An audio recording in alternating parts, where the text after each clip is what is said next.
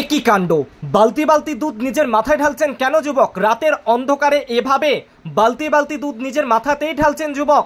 কোথাকার যুবক? কেন করছেন? তিনি কি পাগল হয়ে গেলেন, নাকি ইরান ইসরায়েলের মাঝে প্রধানমন্ত্রী নরেন্দ্র মোদী প্রবেশ করে থামিয়ে দিলেন সে কারণে দুধ ঢালছেন? কি কারণ? নেপথ্যে কোন কারণ?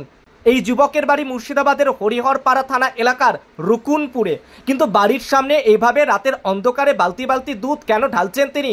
যেখানে পথ শিশুরা অপুষ্টিজনিত রোগে ভোগে, যেখানে পথ শিশুদের দুধ জোটে না, সেখানে কেন এভাবে তিনি এই কাণ্ড ঘটাচ্ছেন? কি কারণ সেটাই জানতে চাইছেন নেট মাধ্যম। আসলে এই যুবক মুক্তির স্বাদে এই ঘটনা ঘটাচ্ছেন বলেই জানা গিয়েছে। এই যুবক সাংসারিক সমস্যার মধ্যে ভুগছিলেন, সেই সমস্যা থেকে বেরিয়ে আসার পর এই ঘটনা ঘটালেন, কার্যত নিজেকে শুদ্ধ করলেন, আত্মশুদ্ধি যাকে বলা হয়, সেই কাণ্ডই ঘটালেন এই যুবক। রাতের অন্ধকারে বালতি বালতি দুধ নিজের মাথায় ঢেলে এই কাণ্ড ঘটালেন যুবক।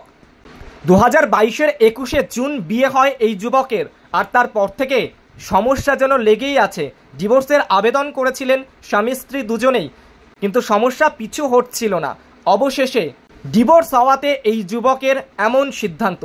তার বক্তব্য, শরীর মন যেন পবিত্র হলো, এই পবিত্রতা নিয়েই তিনি এবার বাড়িতে ঢুকবেন, এই পবিত্রতা নিয়েই পরবর্তী জীবন তিনি শুরু করবেন।